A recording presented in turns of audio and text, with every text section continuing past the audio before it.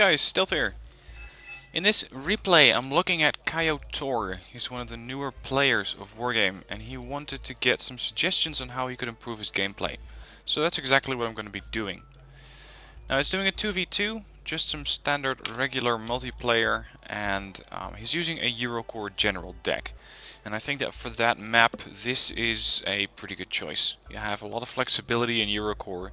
You have your infantry, especially Panzer Grenadiers, Mortar 2s, that can be quite effective in Foxtrot, Delta, Echo. You have quite some nice support tanks, such as the Brennis line or the AMX-30B line in general, you can provide fire support with, although the terrain here is not ideal for deploying tanks. And helicopters and special forces can flank around in order to get some spots on the enemy, as well as possibly find some artillery if they live long enough to do it. Now the other guy is, I'm seeing Humvees and M35, so probably a US player. Let's see what he's going to deploy. I'm just going to be calling it out as I see it, just so you can have an accurate idea of how you can improve upon this gameplay. Always make sure helicopters spawn over tree lines. It's a very old trick, but it still works very well. You see, if you have a helicopter on the ground, like this Tiger, it has to go through the takeoff animation first. It takes, I don't know, somewhere along the lines of 3 seconds in order to do that, but especially if you're going to be doing, for example, air rushes later on, that couple of seconds can be quite important. So make sure that you spawn those over a forest, a tree line, a building, whatever, so that they're in the air. It's going to save you the takeoff animation, and that little bit of time may just make the difference between actually getting to the front line fast and getting to the position first. So that goes for both the Tiger and the Dornier 205. Next up, Martyr. Always deploy infantry in maximum groups of 2, at least that's the way I do it.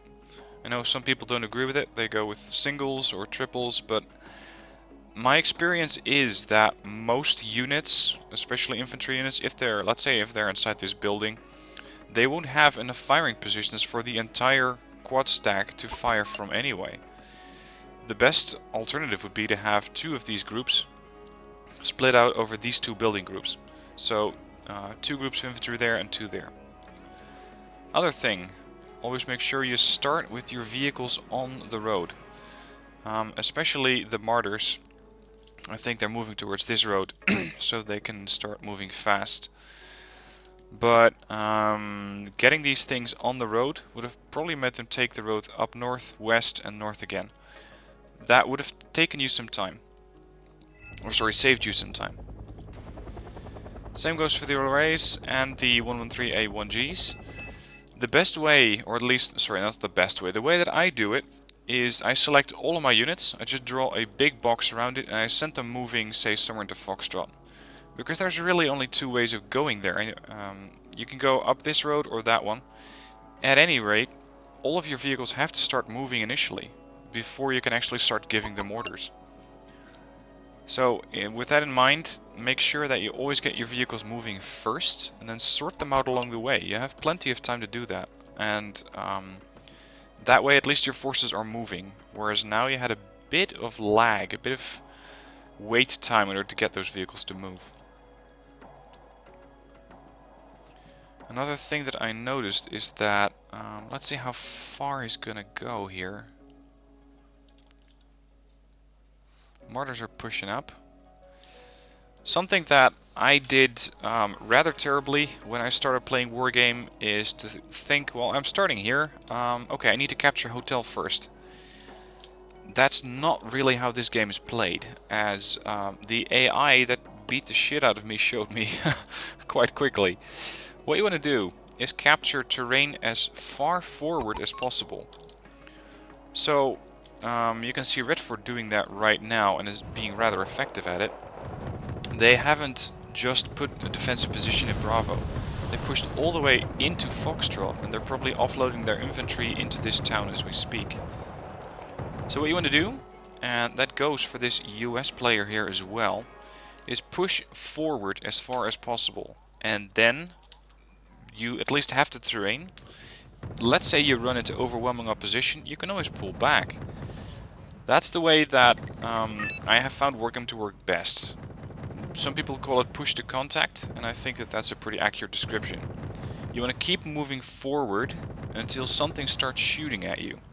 It's pretty much as simple as that. Now let's see, on the right flank there's a lot of activity going on. Light riflemen, even a TACCOM. TACCOM's going to go down very quickly. No cover whatsoever.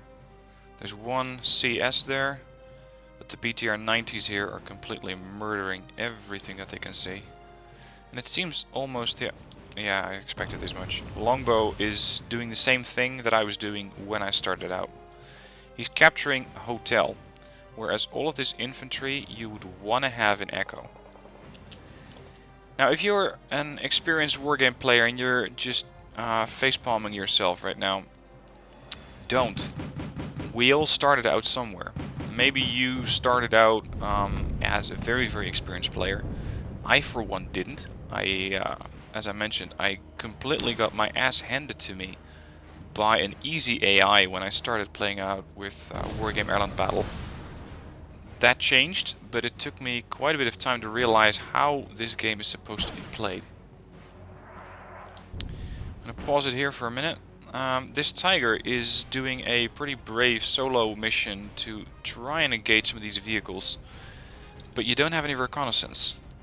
Without reconnaissance here, you're pretty much firing blind. And as an experienced Wargame player, I can pretty reliably see that these things are OSAs just by the shape and form of the vehicle. But the other things, let's see, this looks like a tank. I think a T-72-ish vehicle. And this thing over here, I think is an MT LBV, Marine Transport, with an ATGM launcher. You can see the missile tube on top of it. You always want to have recon first before you decide where you want to strike and what you want to hit. Because this Tiger actually got quite lucky killing off both of those AA units before he went down. But most of the time you're not going to be that lucky. And that just wasted a, I think, 120 point helicopter. So always make sure you have eyes in first before you send in any kind of attack package. Because the moment you know what you're dealing with, you can adjust your approach and your, let's say, your package a little better. Because let's say that there's a lot of infantry in there. Sending in a Tiger helicopter would not really be the best solution. Whereas if you saw that there is no AA and a bunch of tanks coming towards you in Delta, that's when you want to send in your Tiger. So getting reconnaissance is key, and a good spot for reconnaissance, for example, would be right there. They can look towards this area, they can spot whatever's coming over these bridges, giving you at least a bit of time to push up and get some more units to either reinforce this position or to consider that they might be crossing that bridge. So, with that in mind, these Panzer Grenadiers should also be blocking off the bridges. Always consider where the bottlenecks are in a map. This, for example, is one. This is another one. These bridges are the key to traversing from Delta into Echo, from Foxtrot into India, and say from Foxtrot west and south into Gulf. This position is not really useful for Panzer Grenadiers, because they are not along any of the main roads. If you would have two groups of Panzer Grenadiers there, and two groups of Panzer Grenadiers here, or let's say one stack there and one stack there, you have these bridges pretty much completely locked down, except for, of course, a heavy anti-tank unit, or sorry, heavy tank units and AA. But other than that, they can actually kill off pretty much anything ground-based that is coming towards them. So make sure that you defend the main roads. That's by far the most important thing here. He's pushing up some Milans here. It's a good thought to bring in Milans, except that they're slightly out of position. These Milans can now only engage whatever is coming into view here, which isn't too much because there's no reconnaissance here. So what you want to do is combine these with AA infantry, standard infantry or shock infantry, panzer grenadiers, and a bit of reconnaissance. If you would have let's say a standard group of infantry there, recon infantry there, ATGM infantry here, and AA infantry there, you have a very decent stack here.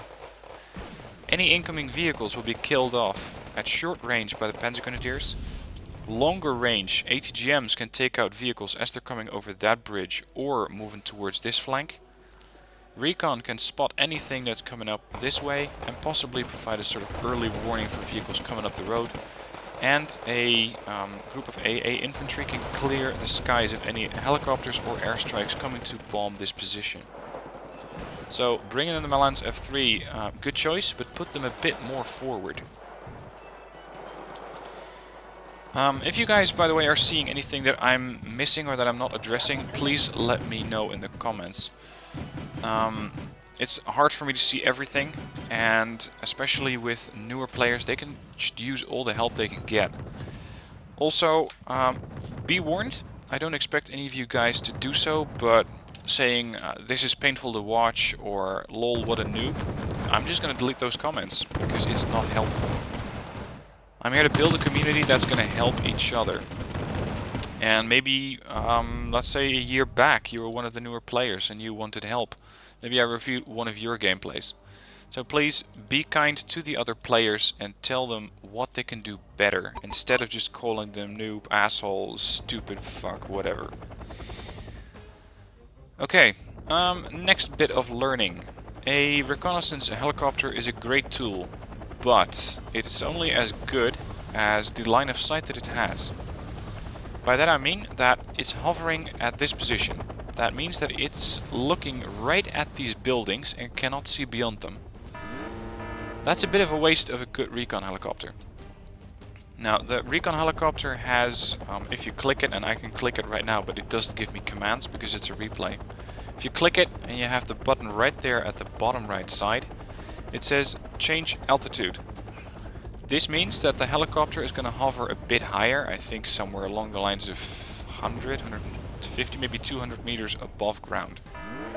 That's where you can see right over this little town here. And that is what you want to have, because right now it's not seeing a lot. If you hover it higher, it's going to be seeing a whole lot more. ATGMs managed to kill off some transports here. A couple of MTLBVs, if I saw that correctly. You saw these guys stop blinking as they started to fire, and now they are blinking again. It means they're in cover. But if you're dealing with a clever opponent, they're going to see that suddenly all ATGMs came out of this tree line. My response would be to either send in a bomber or to shoot at it with artillery. So always try to vacate your last known position. Back when I was still playing submarine games, this is called clear datum. You want to make sure that you are nowhere near your last known position. And currently these ATGMs are sitting exactly at their last known position, which makes them an easy target for an airstrike, a response of, let's say, a helicopter, or just a artillery strike, be it mortars or howitzers.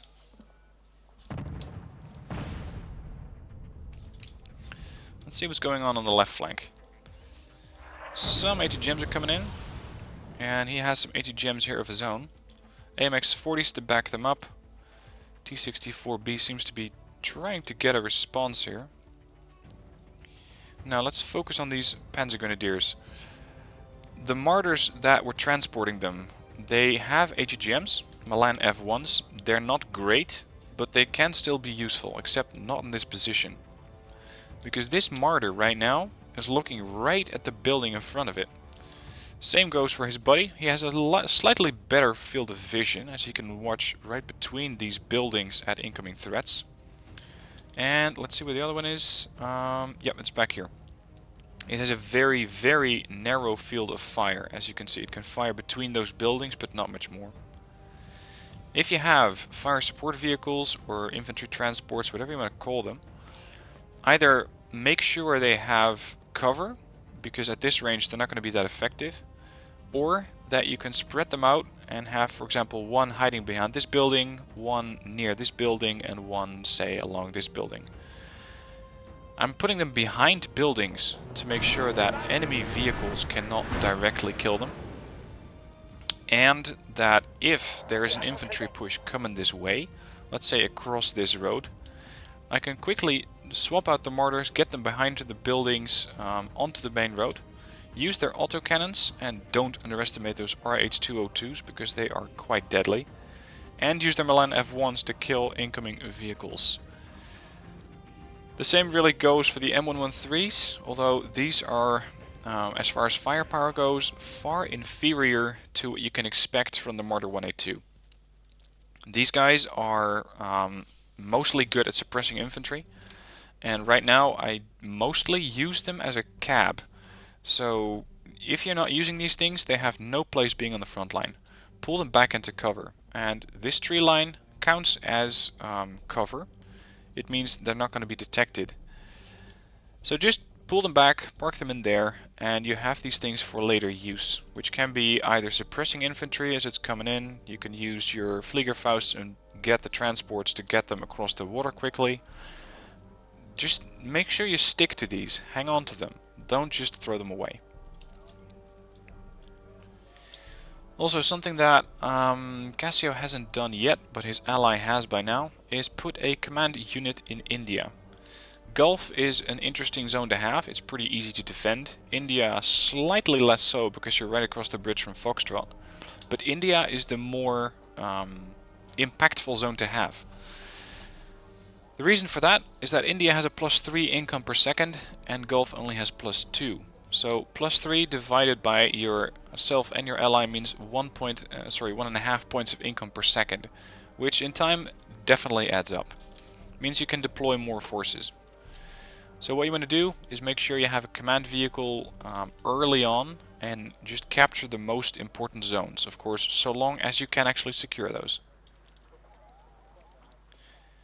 Now he's doing a bit of skirmishing here with Fernspayers. The Fernspayer push here I really like, it's just that it can be executed better. The Fernspayers right now, and I'm gonna just toggle off the visual enhancement. Look at this, they are looking at a very sharp ridgeline. They cannot see over this ridgeline. Similarly, they are deep inside the forest, meaning that all they can see from this position is more trees. Not something you want to have happen. What I would do with my Fernspayers here is, depending on how risky you want to play it, either run them across the field and park them along this tree line where they can spot everything that's coming down the road from Alpha, or have them walk around through the cover of this forest and then onto the same position. The risk is that if you run them across, you get detected in the middle and people will know that you have some sort of reconnaissance unit in here. They're going to be trying to kill those, because people, I have found, generally don't like it much when you have reconnaissance next to their base.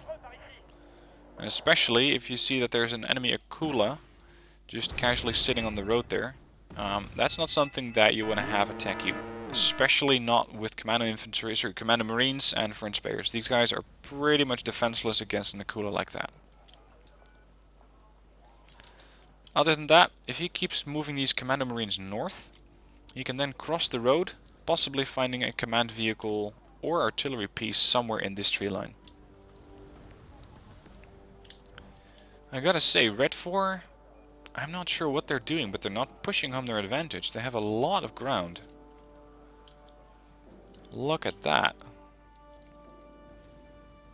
Red 4 is not having a deployment that's as effective as I would think it would be. One thing I'm going to point out here. You see that in the neutral viewer I can see there's a BRM-1K here. This is a reconnaissance vehicle that has exceptional optics and medium stealth. So this thing can see pretty much, I think, these mortars. Let's see how much they can actually spot. Yeah, they can see the mortars. On the other side, they don't know it's there. And this BRM-1K does not count as hidden. because it's not really in any kind of tree line or cover. It's just parked out there, spotting targets. Having recon of your own right there, say in this building or that one, would have spotted a lot of stuff along this position. Possibly so that you could have fired at them with your AGGMs. Now Kaio is also bringing in some supplies here, Menkati 6x6. Not really required. It's a good habit to have resupplies close, but not this close. Because right now there's not really any need for resupplies. Some of these things have used, let's say, about 20 to 30% of their fuel. But other than that, they have barely fired a shot. I only send resupplies, which means an investment in points, towards a position if I think that the unit actually needs to be repaired, resupplied, or if it's an infantry group, receive reinforcements. Other than that, I usually don't bother. Now it seems that the Commander Marines have been found, as well as the Fern Spayers. I saw the notification go up, I just decided not to address it yet. The best thing you can do is have these guys turn off their weapons. If you're not familiar with that, make sure you click on the unit and then turn off the weapons. Because right now, an Akula is not really going to be effective at killing, because it doesn't know exactly where they are. The Akula has, I believe, poor optics, maybe medium. Yeah, this is probably going to be the end of it. Oh, not quite yet. Akula, let's see, it has medium optics, which means it's decent at spotting stuff, but infantry hidden inside a forest with very good stealth is very hard to find, even for units which have very, very good or exceptional recon. So, if you turn off your weapons and just head north, it would have been possible to have the Commander Marines walk out alive. Because they are not giving their position away, they're not giving the Akula anything to shoot at, and of course it would only be really a matter of time before a recon helo would show up here from the enemy team and go looking for you. But that does mean they're investing time in order to send their forces here, micromanage just a search party for one group of infantry. So that can be a really effective distraction. They're firing at something. Let's see, who's firing? AMX AUF 1. What are you shooting at? Maybe the CV was there, but I'm thinking that Kaio might be blind firing. Now I'm seeing a Smirch go up here, and he's hitting this position. It's going to cost Kaio quite a few units, probably. Leopards don't really like to get shot at. Not in general, but especially not by cluster artillery like that. I'm thinking that he got spotted. I'm just not sure by what. Maybe these vehicles fired at some of the units that came out of this town early on. Again, clear datum. Make sure you're not where the enemy thinks you are. If you are going to be at that position, you're inviting a response. What kind of response that is depends on your enemy, but in this situation, as you saw, it was cluster artillery, but it can really be anything. Mi-8's coming in to take a look, and this is just a transport helicopter. He might actually be starting to offload troops.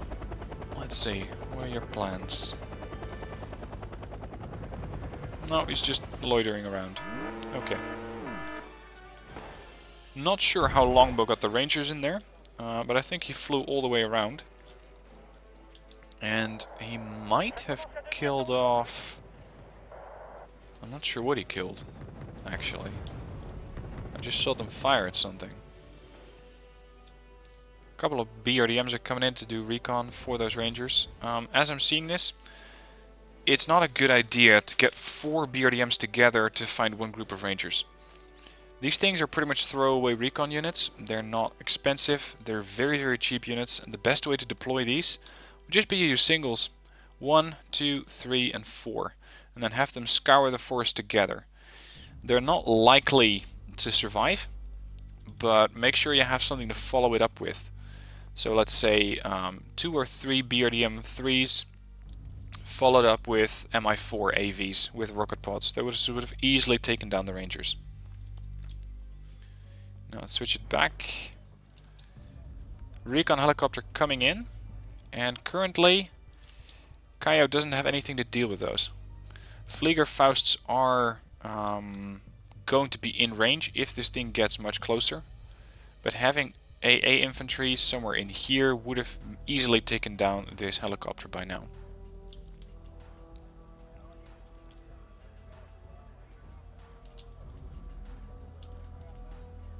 Hang on, don't tell me those are the same Commando Marines. No, I think they got killed off there in the north. It seems that Red 4 is pushing. We got robots moving about, storms, lots of storms actually. That's quite some investment in points. But this is a very, very good deterrent. It's a long-range missile platform which can take care of any vehicle that it can find at long range. And there go the robots. Interesting to see. Oh, there you go. I was going to say interesting to see that there's no AA response from Foxtrot. Yeah, that VLRA was going for the Mi-8. Make sure you just keep it behind your own positions. It's very, very difficult for an ATGM to get a good lock on a vehicle that's moving between or behind buildings. And doing that would have probably saved the VLRA. There goes one ATGM group.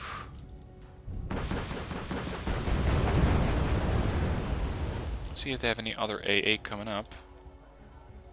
I doubt it, really. Okay, general artillery tip. I'm not sure if he has been using or if he's been moving it around. I don't think so. Make sure that you use queuing orders. So you fire, you hold shift, and then you click move fast or just right click somewhere else. That'll tell this artillery to fire and maneuver, so that it's not constantly firing from the same position, which is another invite to just get either cluster artillery or some other response from the enemy team. Make sure you keep your units in unpredictable positions. As well as getting this thing close to the FOB will help it with resupplies, because it's slowly but steadily running out of ammunition. It only has 5 out of 36 rounds left. Now he's firing artillery at the Shilka, which is an easy target. It's just sitting there. And unfortunately the AMX AUF-1 is not that accurate. I would have personally picked some other units that I'm seeing right here. I would pick the Caesar artillery unit instead of the AMX AUF-1. Caesar is more expensive, but it's also more effective all around. It is a very, very good unit that you really want to have in a Eurocorps deck if you can have it. Similarly, Flieger Fausts are okay units, but the Mistral infantry, Mistral AA infantry is better. They are more effective, longer range, they're also more expensive, but the effectiveness is what really counts here. Other than that, AMX 40s are okay, ATGM Lands of 3s are okay. Flak Panzer Gepard A2. What I did see flying around here was an Su-24. That's a seed aircraft. That means it's going to look for radar signatures and get a missile onto that target.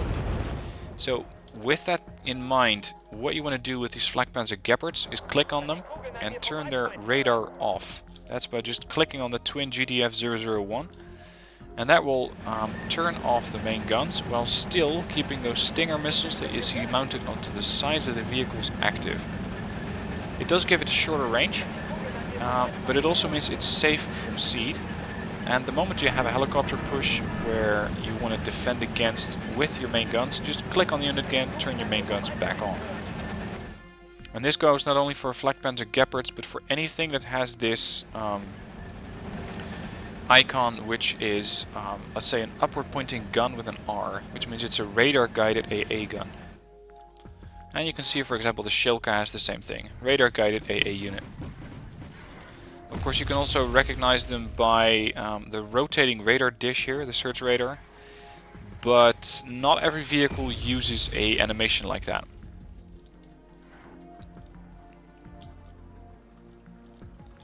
Now I'm going to slowly speed it up. See what's going to happen in the next couple of minutes. Artillery's coming in. Again, make sure you either move your forces or you have a response against those mortars. Because right now it's predictable where the units are.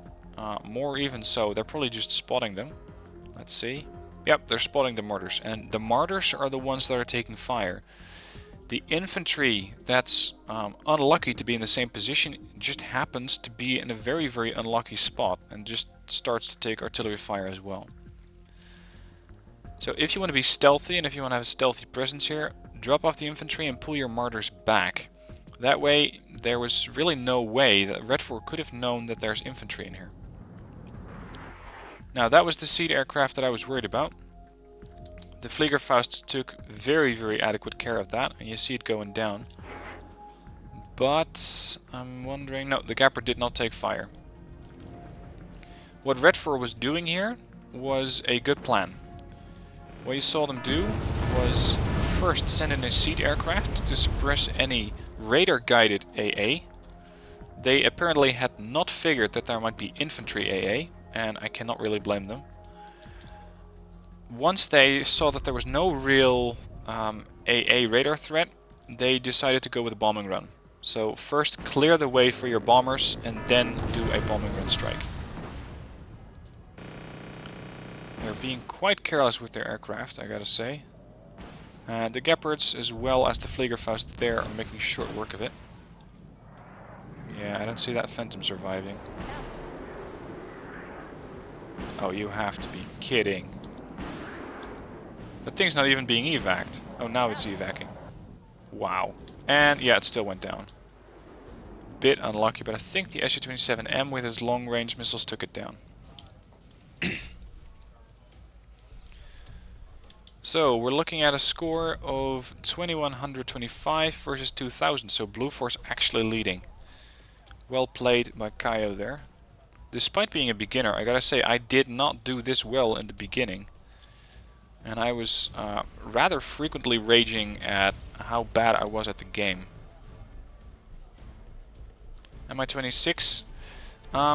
If you want to see, if you want to take down a Flak Panzer Gepard, if you want to have your Flak Panzer take down an Mi-26, which is a logistics unit, you're going to have to either target it manually, or you're going to have to go into your settings. I'm going to pause the replay to show you what I mean. If you go into your settings, options, and it says here automatic fire on enemy supplies. It's set to no by default, and this means that units will not fire on enemy resupplies. If you switch that to yes, all vehicles will automatically fire on enemy supply units, but it also means that you cannot capture them. If you have enough units around this position, around this Mi-26, and there's no one else around, you can capture it. You can claim this helicopter and all its supplies for yourself. Right now, it would have been better to shoot it down, because you don't really have an option to get anything or to steal that Mi-26. But at the same time, they are actually resupplying anything that is near there, and I think that might be quite a bit. Yeah, Iglas, Factoria, Spetsnaz, Rozvedkas, VDVs, they're all being resupplied by the Mi-26, but I think that the Iglas are far into this building, which means they're slightly out of the resupply range of the Mi-26 here. Now, AMX-40s against T-64Bs. It's good that the T-64s have the that the AMX-40s have the advantage of surprise. Otherwise, I think the T-64s would have easily killed them off. But the good accuracy of the AMX-40s survived, or saved them. Kaio is now pushing up with his Flak Panzers. Let's see what his plan is here. Oh god, don't tell me you're going to move those across. Oh dear. At the same time, why are those Factorias not firing? Because they're moving away. Why? This I gotta see. Those the Factorias are empty. That's why they're not firing. Victoria, ooh, Victorias could have, there you go. Victorias could have easily killed off these vehicles as they came out of the tree line. Now, this is the aircraft that I was talking about. You can recognize it by that missile with a sort of radio tower icon. The missile that this thing fires is a seed missile, suppression of enemy air defenses. It's pretty long range, usually outside the range of an AA piece, especially the lower range ones. So this Su-24 fired off a missile, and considering that it's FNF, which means fire and forget, or fire and fuck off, depending on what your own abbreviation of that is. You can see that the missile is in the air. It has locked onto the Gepards, and one of these things is definitely going to get killed. There you go. That's because the radar was active. If he had turned this twin radar off, it would have been safer, and he would not have lost one of those Gepards. Oops, Kyotor. I gotta say, I'm quite surprised that these AMX-40s made it all the way here. At the same time, they're not really doing anything. They are very unlikely to start firing at anything out there, because who drives here? There's nothing that's gonna drive across this bridge and down that road simply for the fun of it. If you want to have your tanks in an effective position, put them, for example, here, because there they can fire across the water, they can cover the bridge, and if you need them, you can quickly relocate them and have them cover the other bridge as well. So the AMX-40s, move them from there towards here, but I think he's just trying to get those AMX-40s to go towards Alpha. I'm thinking that these guys, Red 4, might not seeing the first players. Let's see. Nope, they have no idea they're there. Welcome to exceptional stealth. These things are very, very good at spotting stuff without being detected. Alright, 15 points killed there. I think it was an AMX-40 that pulled the trigger. Let's see, yeah, we got an attack marker by Kaya there. Probably Red 4 moving into that town. Yeah, they got Victorias pretty much all over the place. Red 4 has also done something interesting here. They have the Victorias in position. They have the BRM-1K as a spotter. I would personally get another spotter there, so that I have a good forward position for my Victorias to be firing from. And these robots, they have ATGMs of their own. They also got the Fagot M missile. It's not my favorite ATGM, because it's short range, 2450, and it has pretty bad accuracy. But if you park those vehicles, let's say there, they can still fire out across the entire field here without having to buy more Victorias. So that's something that if you're playing the other side, or if you have, for example, blue 4 units in here, these, for example, could have really easily been martyrs. They have comparable stats. So just parking your martyrs there can make sure you cover this, or at least most of this area. The range isn't that great. Most of this area pretty reliably. Now you can still see the Victorias here. And yep, now they're in the building. I'm not sure. Oh, it must have been the Kiowa that's spotting them. I wasn't really too sure what was spotting that. This is interesting. It might have been the Kiowa. These things have exceptional optics, so yeah, it must have been the Kiowa that was spotting that Tunguska. But that was an incredibly long range spot. You usually don't get that. AMX-40s have been resupplied. They're refueled. And I wouldn't be surprised if that makes trying to hunt them down. Okay, meet the Buratino. Or at least that's what I think they're firing. Yep, Buratino. If you're not familiar with this unit, it's a very dangerous anti-infantry force. It's a multi-launch rocket system. You can see all the rockets sitting in there. And what it does is pretty much put the entire town on fire. Sorry, wrong town. This means that infantry is going to take damage, but you're also going to take panic damage or morale damage. Morale or panicked units are less effective at combat, and that is what is going to make these guys quite eager to, or quite susceptible to an enemy push. Just look at the amount of red 4 units that are in here compared to the blue 4. There is a lot of red 4 and they control most of the map. But what they're not controlling, and I gotta say I'm quite surprised, is the AMX 40s pushing right into the flank of Alpha. It seems that AGSD has some Spatsnaz in here to deal with the Rangers that might have been in there. They also got a Spats Gru over on the flank to make sure they're not being flanked by anything. K52 up there, possibly the same deal. Spatsnaz again, a counter-insurgency force. Spatsnaz there, BTR 90s. They have a very, very good counter-flank force. But they did leave a side door open here. They didn't expect tanks to come across this bridge, and who can blame them? I personally wouldn't expect tanks to come all the way around here. So, yeah. I suppose that's actually a pretty interesting maneuver. Bombing run, yeah, that was not even close. They might not have a good visual on those tanks. Actually, no, I stand corrected. They know exactly where the tanks are.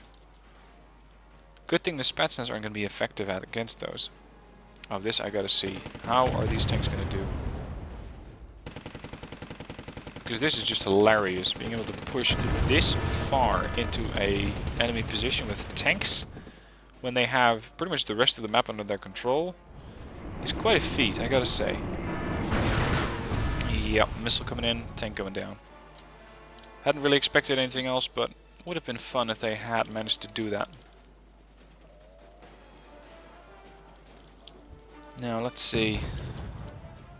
They're doing a little bit of pushing and some skirmishing here. Longbow is being quite aggressive here without having good spots. Commando Paras are spotting, but they only came out of the helicopter quite late. And I think that's because their helicopter crashed. Actually, that's an Mi-8. That's another Mi-8. These guys might have just almost been killed by the helicopter as it crashed. So yeah, there are some spots, but it's quite risky to have your helicopters operate here if you don't know what's out there. I would personally push in with infantry first to secure this town. And possibly put up a smoke screen, but I got a complete different video on that. I'm not going to go into that too much right now. Blue Force still leading. 3,000 versus 2,700.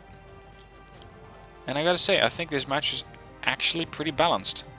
And I gotta say that Kaya was doing, for a new player, a pretty damn good job.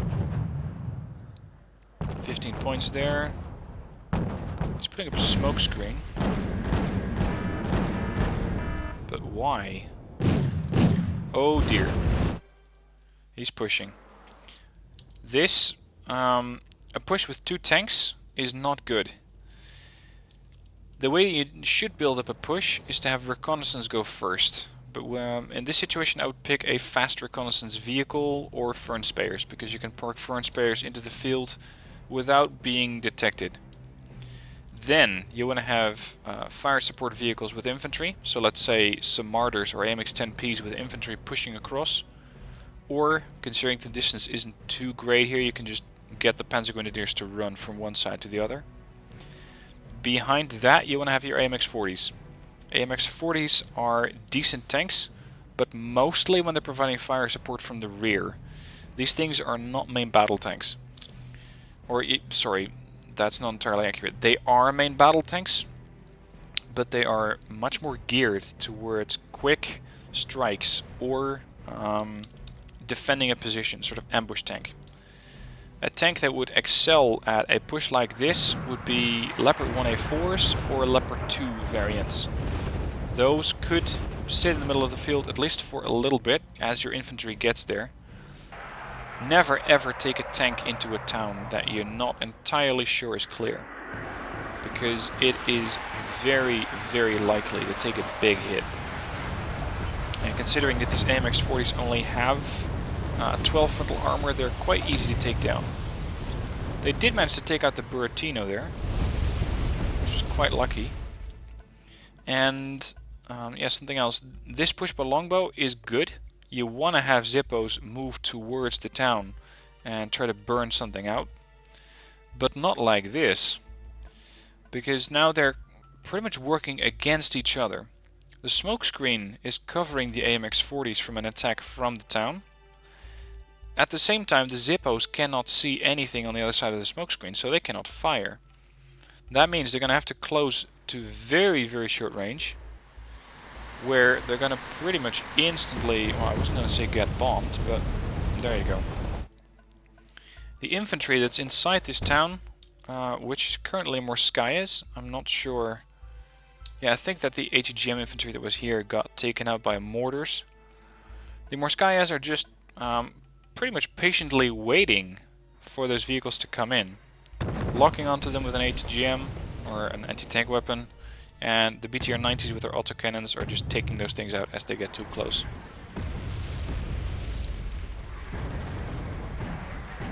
Now a couple of longbows from, a couple of 163 CSs from Longbow are also pushing in.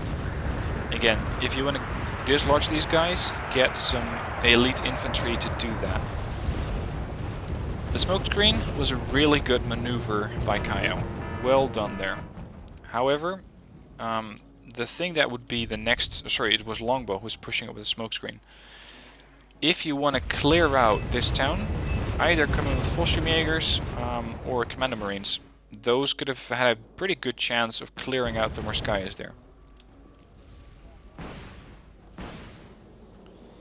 Tiger had, yeah, they are still killing some stuff.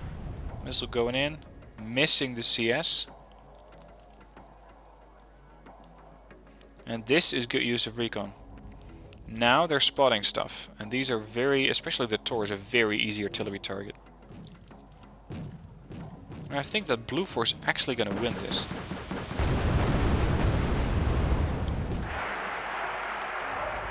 Yep, they're engaging this position. That was probably Longbow's mortar strike, the LAVMs.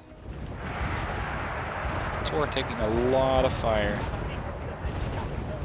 He's probably going to go down. Yep, they got him. Pushing in, Fallschirmjäger's taking a lot of fire here. This is where a smokescreen would have been ideal. You want to get your Fallschirmjägers preferably in one piece to the building, so that you can then start to push from there.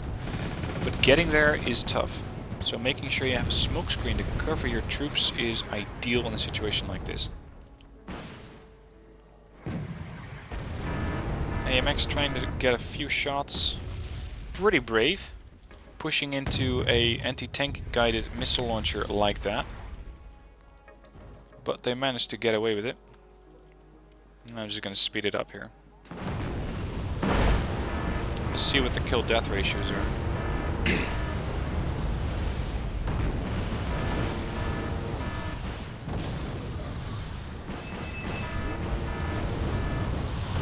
And that's the end. Blue 4 did get 4,000 points, but it's a draw because Red 4 had a point value of points too close to Blue 4.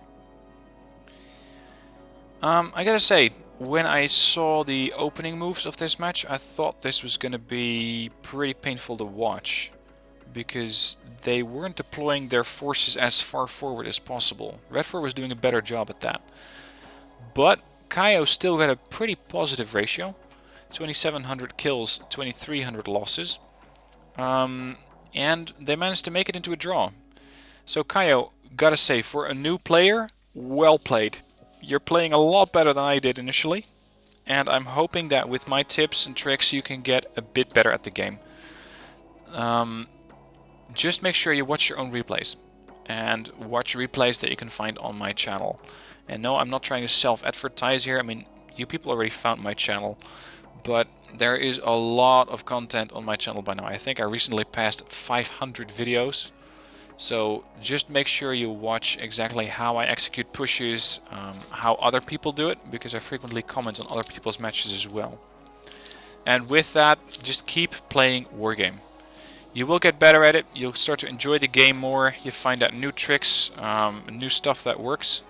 Even this match, I gotta say, with the AMX 40 push all the way into the enemy base, that was impressive. I had not expected that, so I gotta keep an eye out for that one. Maybe I can use it somewhere myself. Anyway, I hope these tips were useful to you. If you're a newer player and you want to send in your gameplay, please do so through the link that's in the description down below, and I'll have a look at it. Just keep in mind I get a lot of these things daily/weekly, so it could be a while before I actually get around to doing your replay. Anyway, just keep sending them in, and I hope that you enjoyed watching this video. If you did, please hit like, and other than that, I'll be seeing you next video.